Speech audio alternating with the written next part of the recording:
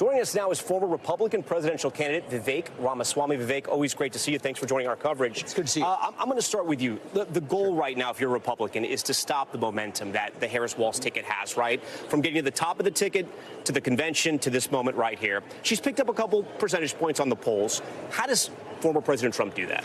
So first of all, I'll give you my frank assessment of where things do stand in the race. She did have a lot of momentum coming out of the convention, even coming out of her announcement as the presumptive nominee. I do think a lot of that already has stalled, and it's stalled principally around issues of policy. Kamala Harris has been completely opaque about what her policy positions actually are. She stands in favor of a tax on unrealized capital gains. She hasn't explained exactly how that would function. Why has she changed her position on health care, on Medicare for all, on other areas like bans on fracking? So I hope tonight gives Americans and voters what they deserve, which is a clear picture of both candidates, where they stand on policy. How does your candidate, former President Trump, put the spotlight on that evolution, on the issues, on the flip-flopping, as you guys call them? How does he stay disciplined and put that pressure on her, especially in a debate where you have the mics turned off and it's 2 minutes for you, 2 minutes for them? So the reality is, with the mics turned off, a lot of this is going to fall on the moderators. I hope they do a good job. A lot of conservatives did have skepticism about CNN and their moderators being able to moderate a fair debate. I think they did last time around, and I'm rooting for that in the case of ABC as well. But I do think it's the job of not only the moderators, but also Donald Trump to focus on what his policies actually are. And I think Kamala Harris's own words are the friend of a Republican candidate here. Where Kamala Harris ran for president in the year 2020, she adopted positions that she is trying to run away from now. Those were short 4 years ago. So my best advice would be use her own words. You don't need to put words in her mouth.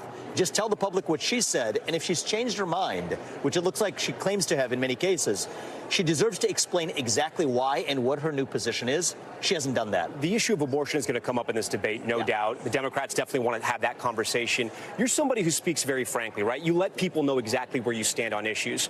But when it comes to abortion rights, the 6-week ban in Florida, if you're a Republican voter, it's been a little confusing. Former President Trump has sort of been a little bit all over the place. Do you think he's been able to sort of telegraph, dictate his policy directly about where he stands on abortion? Because even some conservatives have been confused. So, look, I think that President Trump has been crystal clear about one policy throughout, dating back to the primary. And I say this, I ran against him in the primary. I know he was very clear about this then, as I was as well. He is against, and I share this position, he is against a federal ban on abortion. This is an issue for the states. Conservatives have long favored overturning Roe versus Wade. That happened with Dobbs. But then it would be inconsistent. It's my belief and President Trump's belief to say that this should be a federal issue. He's been crystal clear on that. And I want to say that part of that confusion comes from the fact that Kamala Harris has expressly stated, not once, but numerous times, that Donald Trump is in favor of signing a federal abortion ban.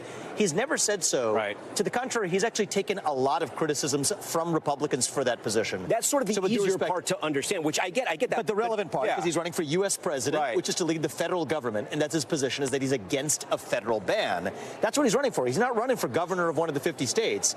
His position is that's best an issue left for those 50 states, for local communities to decide what standards are best for them. And that makes a lot of sense. It's been a little confusing on the 6-week ban, right? He's had different positions on that. He suggested to our own Dasha Burns that he was going to vote against the 6-week ban, and then he changed that position. And look, you can change your mind, but voters got to trust you. So I don't think he changed his mind. I do think that was, with due respect, I think it was mischaracterized. Here's why.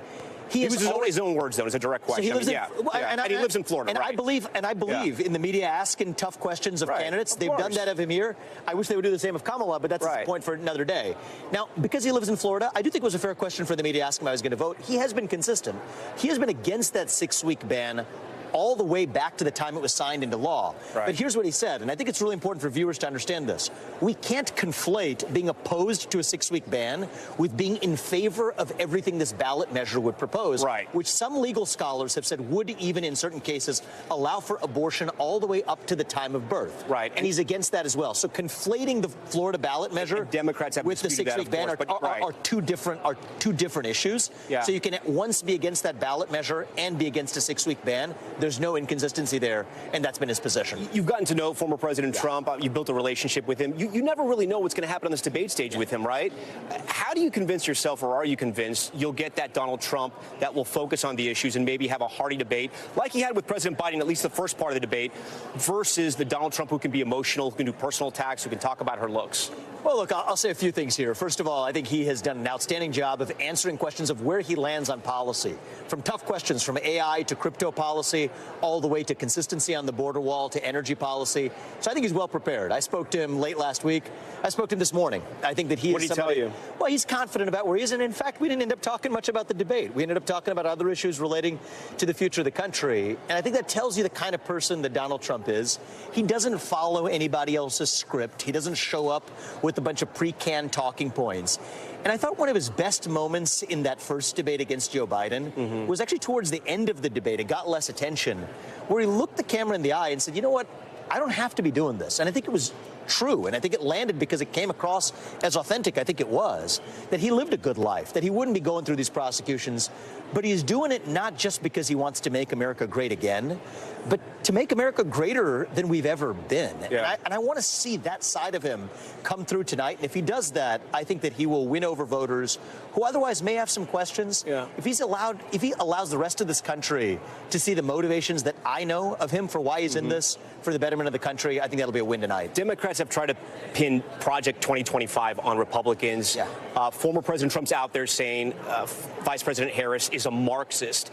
It hasn't seemed to stick like it did in 2020 with the Democrats. Republicans were able successfully to put that label on some of the Democratic candidates, especially Joe Biden, in places like Florida. Why do you think he's having a tougher time putting that Marxist label on Kamala Harris? Well, I think there's a couple of things going on here. The media has been very protective of Kamala Harris. But I've even heard you say that you don't think she's a Marxist. Well, I think personally Kamala Harris, I'll give you my perspective Yeah. here, so I'm speaking for myself here. I believe she's just another cog in the system. The reality is President Biden, Kamala Harris, they're part of the managerial class that in many ways her policy deficits and Biden's cognitive deficits, those were not bugs, they were features for the managerial class that really controls them. So I think if Kamala Harris wants to prove that she really is a candidate with an ideology, I think in some ways it's to give her too much credit to say she's ideological. Bernie Sanders has an ideology. I disagree with it. But at least he's been clear about what that is.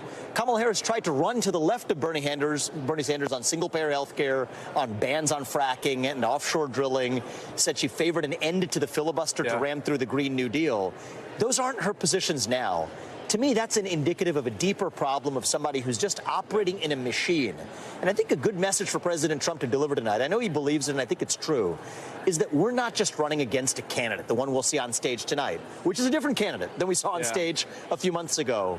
We're really running against a machine that frankly exists in some element in both parties. But that's part of why you're seeing many Democrats also defect to join the Trump campaign as well. This is bigger than Republicans versus Democrats defecting to join the Trump campagn. You see Tulsi Gabbard, you see RFK, you see a range. But you're also of other seeing Democrats. Republicans like Dick Cheney, Liz Cheney on the other side. I mean, it goes both ways. Well, actually, that makes my point, because this is not about Republicans versus Democrats. It's about that managerial class, that machine, the professional politician, the Dick Cheney to Liz Cheney to Kamala Harris to Joe Biden, versus outsiders who really want to come in and shake up the system. Before you go, the last time we talked about potentially if the Trump Vance ticket wins, there'll be a vacancy for the Senate in Ohio. That's where you're from. Are you still interested in that seat? Have those conversations gone anywhere? I know you've had lots of conversations, or a few, about cryptocurrency and the economy with the president as well. Where's your head right now if the Trump Vance ticket does win? So I'm laser focused on what happens between now and November. After November, and after hopefully a successful November 5th, we'll quickly turn to what's next for me. A few possibilities widely speculated on from the cabinet. Is your heart still towards the Senate? Look, I think that there's a lot of ways to impact the country, be it through the cabinet, through the Senate, through the governorship in Ohio. That's going to be what we turn to after November. All right. Vivek Ramaswamy, we thank you as always for talking to us. We appreciate it. Thank you.